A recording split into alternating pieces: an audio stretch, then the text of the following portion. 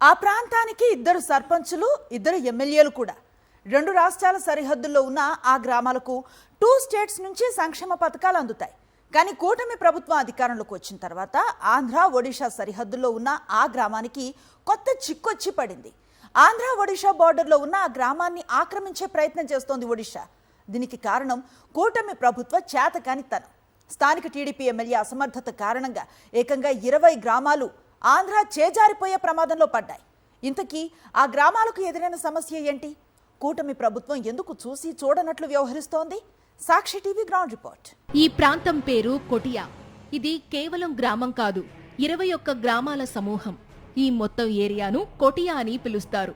ఆంధ్రప్రదేశ్లోని పార్వతీపురం మన్యం జిల్లా సాలూరు మండలానికి, అటు ఒడిషా రాష్ట్రం కోరాపుట్ జిల్లాకు సరిగ్గా మధ్యలో ఉన్న ప్రాంతం కొటియా. దశాబ్దాలుగా ఈ ప్రాంతంపై రెండు రాష్ట్రాల మధ్య వివాదం నడుస్తోంది. అయితే ఎప్పుడూ ఉద్రిక్తతలు చోటు చేసుకోలేదు. ఇప్పుడు కూటమి ప్రభుత్వం రాకతో సరిహద్దులో కొత్త వివాదాలు మొదలయ్యాయి. భారతదేశంలో ఏపీ, ఒరిస్సా రాష్ట్రాల మధ్య అన్సర్వేడ్ ల్యాండ్ వివాదం చాలా దశాబ్దాలుగానే ఉంది. 1968లో సుప్రీంకోర్టు స్టేటస్ కో ఇచ్చిన తర్వాత ఇటు ఏపీ ప్రభుత్వం ఈ ప్రాంతంలో ఉన్నటువంటి కొటియా 21 గ్రామాలకు సంక్షేమ పథకాలు అందిస్తుంది. మరోవైపు ఒరిస్సా ప్రభుత్వం కూడా సంక్షేమ పథకాలు అందిస్తుంది. అయితే ఇప్పుడు కూటమి ప్రభుత్వం వచ్చిన తర్వాత ఈ కొటియా భూభాగాన్ని వదులుకోవడానికి సిద్ధపడినట్టుగా అనిపిస్తోందని స్థానిక గిరిజనులు చెప్తున్నారు. అయితే ఈ అంశం మీద గిరిజనుల తాలూకా వాస్తవ అభిప్రాయాలేంటి? కొటియా గ్రామాల మీద ఒరిస్సా ఏ మేరకు పట్టు సాధించింది, ఎంత మేరకు భూభాగాన్ని ఆక్యుపై చేసుకున్నది అన్న అంశాలపైన ఈరోజు సాక్షి టీవీ గ్రౌండ్ రిపోర్ట్.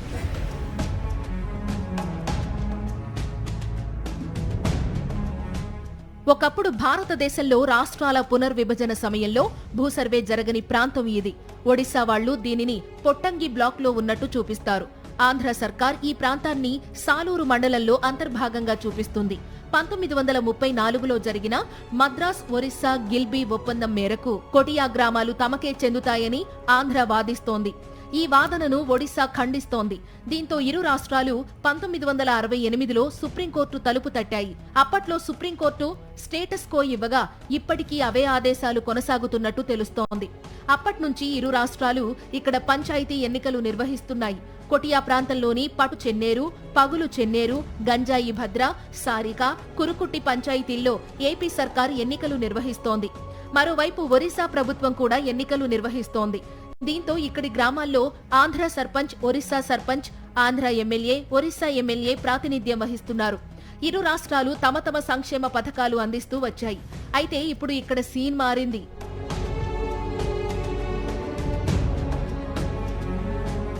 ఏపీ ప్రభుత్వం చేపడుతున్న సంక్షేమ పథకాలను ఒడిశా పోలీసులు అడ్డుకుంటున్నారు.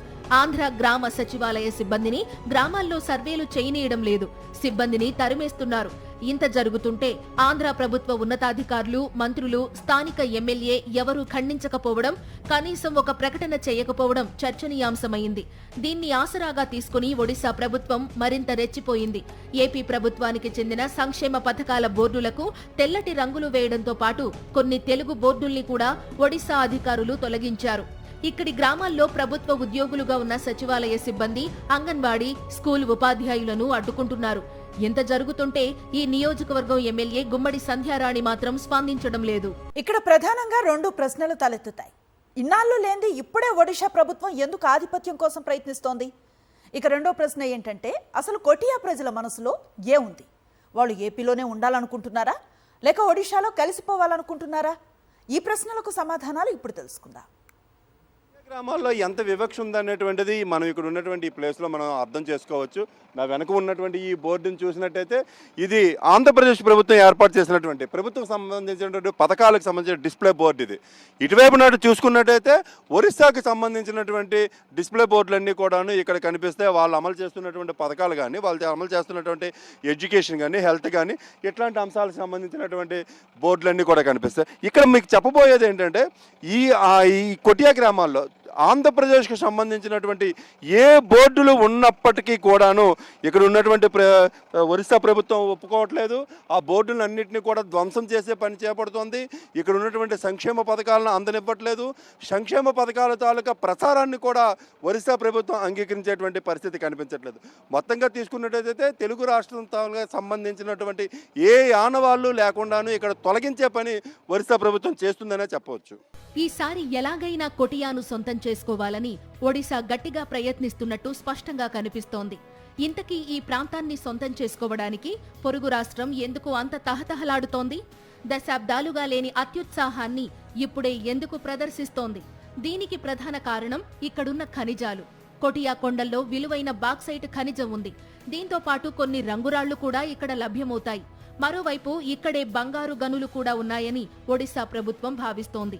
ఇలా విలువైన ఖనిజ సంపద ఉండడంతో ఈ భూభాగాన్ని దక్కించుకుని మైనింగ్ చేయాలని ఆ రాష్ట్రం భావిస్తున్నట్టు తెలుస్తోంది. ఎకోమెంటింగ్ గ్రామానికి సర్వే చేయడానికి మన అగ్రికల్చర్ మేడం గారు వచ్చారు. దాన్ని కూడా భయపెట్టి దానికి ఏం చేశారంటే దాన్ని ఆ రికార్డులు మొత్తం లాక్కొని సింపుకొని వెళ్ళిపోయారు.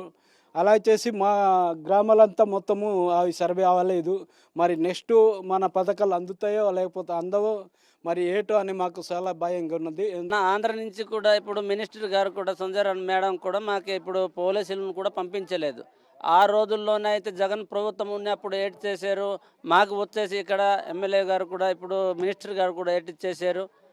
అక్కడ వరకు మేము ఆంధ్రానే ఉండిపోవాలి, వరుసైన ఉండిపోవాలి, మీరు వరుస ఉండిపోతామంత మిష్టం, ఆంధ్ర ఉండిపోతామంత మిష్టం అనేసి అన్నారు. మేమేమో ఆంధ్ర వైపే కావాలా, మేము పుట్టేమో ఆంధ్రలోనే పెరిగేమో ఆంధ్రలోనే అయితే మేము వరుసలో వెళ్ళడానికి అవ్వదు, ఆంధ్రలో ఉంటాము, మేము వరుసలు వదిలేస్తాము అనేసి అన్నాము. కొటియా మొత్తాన్ని రిజర్వ్ ఫారెస్ట్ గా గుర్తించింది ఏపీ సర్కార్. దీంతో ఇక్కడ అభివృద్ధి పనులు చేపట్టడానికి శాఖాపరమైన అనుమతులకు నిబంధనలు అడ్డొస్తున్నాయి. అందువల్ల కొన్ని గ్రామాల్లో రోడ్లు లాంటి మౌలిక సదుపాయాల్ని కల్పించలేకపోయారు. అదే సమయంలో ఒరిస్సా ప్రభుత్వం దీన్ని ఫారెస్ట్ ల్యాండ్ గా చూడడం లేదు. అందుకే కొటియాలోని చాలా గ్రామాలకు ఒడిశా ప్రభుత్వం రోడ్లు వేసింది. అలా రోడ్లు వేసిన ప్రతి చోట ఏపీకి చెందిన ప్రచారం హోర్డింగుల్ని, ఇతర తెలుగు బోర్డుల్ని తొలగించింది. అలా మౌలిక వసతులు కల్పిస్తూ పట్టు సంపాదించుకునే ప్రయత్నం చేస్తోంది. కూటమి సర్కార్ నిర్లక్ష్య వైఖరి ఒడిశా ప్రభుత్వానికి మరింత కలిసొచ్చింది. తాము ఇంత చేస్తున్నా కూటమి నేతలు స్పందించకపోవడంతో ఒడిశా మరింత దూకుడు పెంచింది. ఇప్పుడు ప్రతి ఒక్క ఆదివాసీ చిన్నతనం నుంచి ప్రతి ఒక్క వృద్ధులు కానీ ప్రతి ఒక్కరు ఆంధ్ర వైపు మొగ్గు చూపుతున్నారు, ఇష్టపడుతున్నారు. ఆంధ్ర వెళ్ళాలి, ఆంధ్ర మాకు పథకాలు, ఆంధ్ర నుంచి అన్ని సౌకర్యాలు బాగున్నాయని ప్రతి ఒక్కరు మొగ్గు చూపుతున్నారు సార్. ప్రతి ఒక్కరు ఆంధ్ర వైపు వెళ్దామని ఒక ఏక నినాదంతో ఉన్నారు సార్. చంద్రబాబు నాయుడు గారు కానీ, పవన్ కళ్యాణ్ గారు కానీ, లేకపోతే సంజయ్ మేడం గారు కానీ మమ్మల్ని గుర్తించేసి 21 గ్రామాల వాళ్ళకి అందరికీ కూడా ఈ బాక్సెట్ తవ్వడము వాళ్ళు ఏదైతే తీర్మానం చేశారో ఆ తీర్మానం రద్దు చెయ్యాలనుకుని మేము అందరం మనస్ఫూర్తిగా కోరుకుంటున్నాం సార్. ఎందుకంటే ఈ రోజు దాకా ఒరిస్సా వాళ్ళు ఎన్నో తగవులు పెట్టిన, ఎన్నో ఇబ్బందులు పెట్టిన, ఎన్నో కష్టాలు పెట్టిన మమ్మల్ని వీళ్ళు గుర్తించట్లేదు, మన ఆంధ్ర వాళ్ళు కూడా. ఎందుకంటే మేము ఎప్పుడు కూడా ఆంధ్రలోనే ఉన్నామని గతంలో కూడా చూశారు. అయితే సుప్రీంకోర్టు ఆదేశాలు ఉండడంతో అక్కడక్కడ కాస్త వెనక్కు తగ్గుతోంది ఒడిశా సర్కార్. దీనికి తోడు స్థానిక కొటియా గిరిజనుల నుంచి కూడా ఒడిశా సర్కారుకు వ్యతిరేకత వ్యక్తమవుతోంది. తమ గ్రామాలను ఆంధ్రాలోనే ఉంచాలని వీళ్లు డిమాండ్ చేస్తున్నారు. ఎందుకంటే భౌగోళికంగా రాకపోకలకు వీళ్లు ఆంధ్రాకే ఎక్కువగా వస్తారు. దాదాపు ఈ గ్రామాలన్నీ సాలూరు ప్రాంతంతో టచ్లో ఉన్నాయి. విద్య, వైద్యం, రెవెన్యూ అవసరాల కోసం వీళ్లు సాలూరుకే వచ్చిపోతుంటారు. వీళ్లు చదువుకున్నది కూడా తెలుగు మీడియంలోనే. అలా ఏపీతో తమకు దశాబ్దాలుగా ఎమోషనల్ అటాచ్మెంట్ ఉందని వీళ్లు చెబుతున్నారు. పైగా అప్పట్లో వైఎస్ రాజశేఖర్ రెడ్డి, గతంలో వైఎస్ జగన్మోహన్ రెడ్డి అందించిన సంక్షేమ ఫలాల్ని వీళ్లు అనుభవించారు. ఆ అభిమానంతో తమను ఏపీలోనే ఉంచాలని వీళ్లు కోరుతున్నారు. ఒక్కలే కాదు సార్, మన ఒక విలేజ్ కాదు, మన 7 విలేజ్ కూడా అందరిని కూడా మనకు వరుస అయితే మనకు వద్దు, ఆంధ్ర అయితే మనకు ముద్దు ఎన్నట్లుగా మనకు అందరు కూడా ఇదే మనసుతో పూర్తిగా అందరు కూడా అలాగే మాట్లాడుతున్నారు, అలాగే చెప్పుతున్నారు. అందరు కూడా అలాగే ఇష్టపడి ఇప్పుడు ఈ రోజు దాకా మనకి ఎంత తగవలో, ఎంత వివాదంలో, మనకు ఎంత ఇది చేసినా, తన గురి పెట్టినా సరే మేమైతే, మనం ప్రాణం పోయినా సరే మేమైతే వరుసకైతే మనకు వద్దు. మా అభిప్రాయం అయితే మేము ఒడిశాలో వదిలేసి ఆంధ్రాలో ఉంటామనేసి అనుకుంటున్నాం సార్. ఇప్పుడు మన ఆంధ్రలోనే ఉంటామనేసి అనుకుంటున్నాం. ఇప్పుడు ఆంధ్ర ప్రభుత్వం మనకి సరిగ్గా ఇది చేయట్లేదు. ఆంధ్ర ప్రభుత్వం మాతో ఉంటే, మాతో ఆంధ్ర ప్రభుత్వం యాక్షన్ తీసుకుంటే మేము ఆంధ్రలోనే ఉంటాము అనేసి మా అభిప్రాయం. ఇలా భౌగోళికంగా భావోద్వేగపరంగా ఆంధ్రప్రదేశ్తో అటాచ్మెంట్ ఉన్న కొటియాపై కూటమి ప్రభుత్వం వెంటనే స్పందిస్తే బాగుండేది. కానీ ఇప్పటి వరకు అలాంటి ప్రయత్నం జరగలేదు.